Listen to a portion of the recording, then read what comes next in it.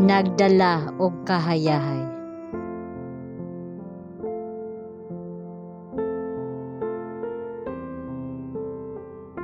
Mga Buhat Kapitulo 3, versikulo 19. Busa pag hinulsol kamo ug pamalik na kamo kaniya, aron mapala ang inyong mga sala, aron ang mga panahon sa kahayahay magaabot gikan sa atubangan sa Ginoo. Ang mensahe sa ikatulo nga manulunda nag-anam og kakusog nga singgit, ug kinahanglan nga dili kamo mobati sa kagawasan sa pagpasagad sa karon nga katungdanan, ug sa gihapon maglingaw sa ideya nga sa umaabot nga panahon kamo mahimong makadawat sa dakong panalangin sa diha nga walay bisan unsa nga paningkamot sa inyong bahin nga ang usa ka talagsaong revival mahitabo.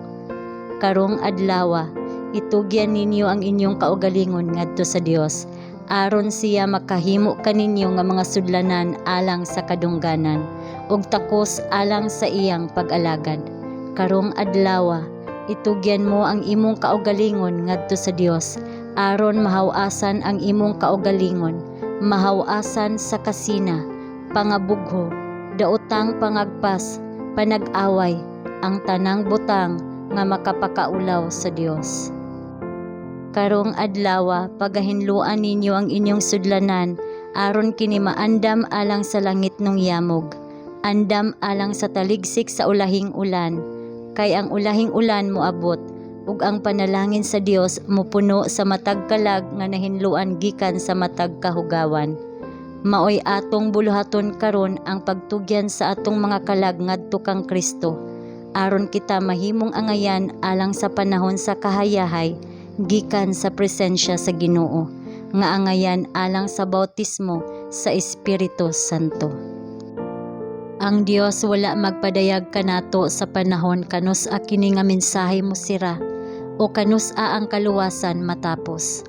Atong katungdanan sa pagbantay ug pagbuhat ug paghulat, sa paghago sa matagutlo alang sa mga kalag sa mga tawo nga andam nga mamatay. Kita kinahanglan nga magpadayon sa paglakaw nga mapadayonon sa mga tunog ni Jesus nga nagabuhat diha sa iyang mga linya, nga naghatag sa iyang mga gasa, ingon nga maayong mga piniyalan sa nagkalain-laing grasya sa Dios.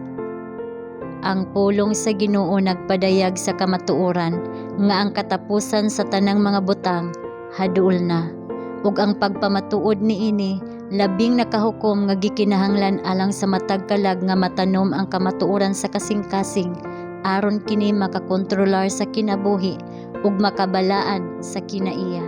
Ang Espiritu sa Ginoo nagalihok sa pagkuha sa kamatuoran sa dinasig nga pulong ug sa pagtatak niini sa kalag, aron ang nag-angkon nga mga sumusunod ni Kristo makabaton og balaan sa grado nga kalipay nga ilang ikahatag ngadto sa uban. Ang atong bugtong kasiguruan mao ang pagkaandam alang sa langit nung pagpalagsik, nga ang atong mga lamparahan gidayan-dayanan ug nagdilaab. Adlaw-adlaw atong pangitaon ang kahayag sa Espiritu sa Dios, aron kini makahimo sa iyang katungdanan diha sa kalag ug kinaiya.